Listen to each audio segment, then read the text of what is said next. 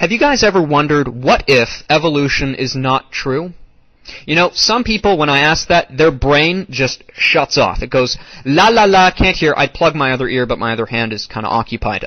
But they just, they plug their ears, they close their eyes, and they go, evolution's true, evolution's true, evolution's true, and they refuse to think outside their little box. What if evolution's not true? What are the implications of that? So, while you're chewing on that, I want to tell you a little bit about myself. My name's VenomFangX's. Welcome to my YouTube channel if this is the first time you're joining us. We like to talk about the evolution creationist controversy because we here believe that God created the heavens and the earth as the Bible says. We believe the Bible is the inspired, inerrant word of the living God, and that evolution theory is one of the greatest and most dangerous lies ever given to mankind. So, we're going to show you here in this video, and videos to follow, so stay tuned, that the evolution theory is not based upon scientific evidence, but rather on lies upon lies upon more lies. So we're going to be flipping through textbooks and showing you what the evolutionists are saying and showing you that they're absolutely wrong and ridiculous and they're dishonest. They know what they're saying is not true. It's just, going back to what I said before, they will not entertain the idea that what they're saying is not true because the alternative, which is God created the heavens and earth, scares them too much. It's too big of a concept for many people. So I'm trying to bring you, if you are an evolutionist, I want to bring you outside your comfort zone, and I'm going to show you that what you believe is not only wrong, but that what I'm saying is right. So let's get right into this, starting from the beginning. Charles Darwin went upon the Bugle on the high seas, and he went to the Galapagos Islands, and what did he see there but a bunch of finches? And those finches, he noted, had a whole bunch of different beak sizes. These are called Darwin's finches. You can look them up. So Darwin looked at a whole bunch of finches, and you know what he said? He looked at them and he said, this is amazing. All these finches must share a common ancestor, but they show distinct qualities in their beaks. Each one has a different sized beak.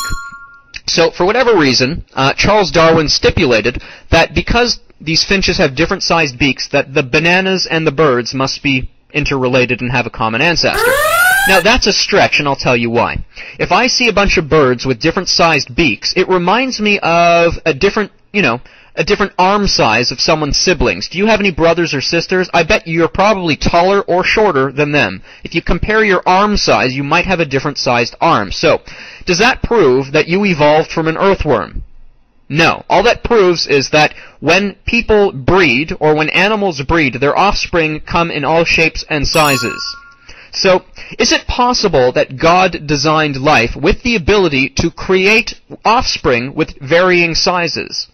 Yes. So what Darwin saw is not evidence of evolution. It can be equally used as evidence for creation, that God designed the finches with the ability to change the size of their beaks.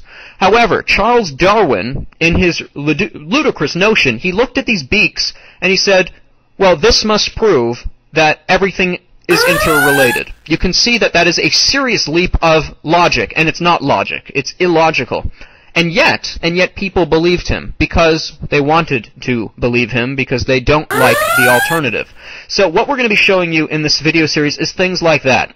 We're going to show you the leaps of logic, the pure fantasy and imagination of the evolutionists that is incompatible with reality, which is exactly what happened with Darwin's finches. And look them up, Darwin's finches, and read about what these evolutionists are saying, and you will simply laugh. You have to laugh at how ridiculous it is. So, I also want to talk about some of the philosophical implications. Before this video and the following videos get extremely scientific in nature, I want to just start with philosophical foundations. We're going to talk about, if you contour to the evolutionary worldview, what are the implications for you? How are you going to look at life differently if you believe that? So, evolutionists like to say, this is a purely scientific theory, there is no philosophical ramifications to it, it is not a philosophy. Well, yes, it is, because by believing in evolution, you make certain assumptions, you make certain finalities, consequences. There are consequences to believing it, which changes the way you look at people, the way you look at the world, the way you look at the purpose and reason to your existence and the existence of your fellow man. So, I want to show you what you do believe if you believe in evolution. Okay, if you believe in evolution, you do not believe that life was created with a purpose or a design by something that created it with a purpose or design or a reason for its existence. So, you'll find many evolutionists say, what is the meaning to life? And they say, I make the meaning for my life.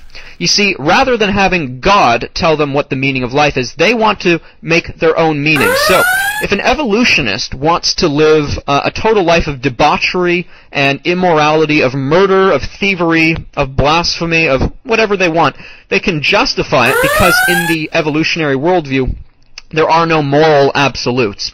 How can you determine right from wrong if we evolved from the animal kingdom and the animal kingdom is just a bunch of biological material that came from the earth without design but just by randomness and chance and the laws of physics? You know, if life indeed is the result of the laws of physics without design or purpose or reason, then life has the value of an inanimate object. Just as I can break this CD and no one would shed a tear, I could actually walk around with a sledgehammer and break people's skulls, and if evolution were true, there would be nothing morally wrong about that, because life is as valueless as an inanimate object. That is the philosophical ramification of the evolutionary theory. And I don't believe it's true for a second. And that's why the children today, the kids today, are growing up, doing drugs, and acting they want to act because we're teaching them they came from monkeys. If you tell a child as he's growing up that you are the descendant of an animal, and they start acting like an animal, why are you all surprised? You tell the kids that they're an animal, and they start acting like this. I'm an animal? Okay. So you can see the problem with that.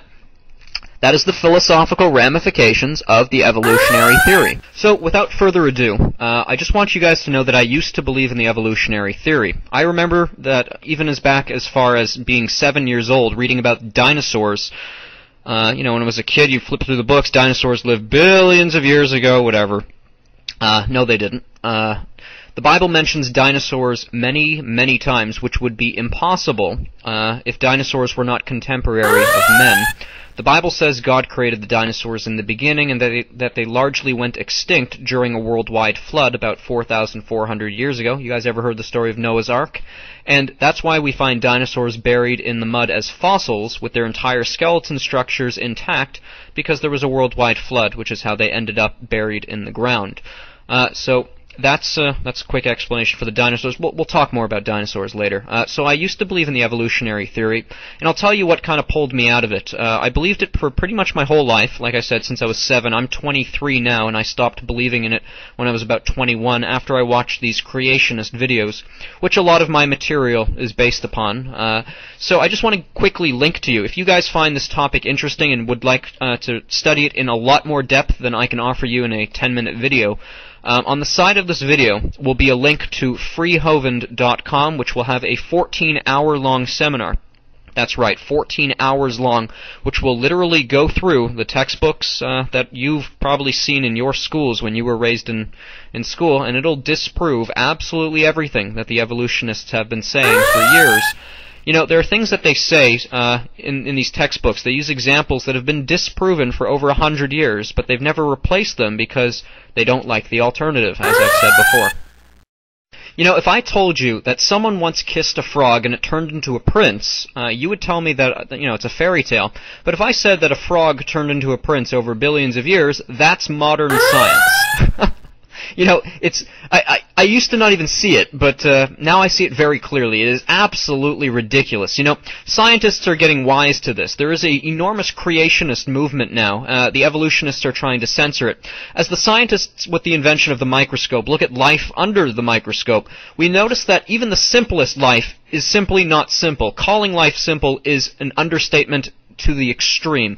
The simplest life is more complex than a space shuttle or the camera that I'm using. It has intricate parts, and they're all working together, and they're all placed within any given organism or cell in a specific way as to work together in order to function.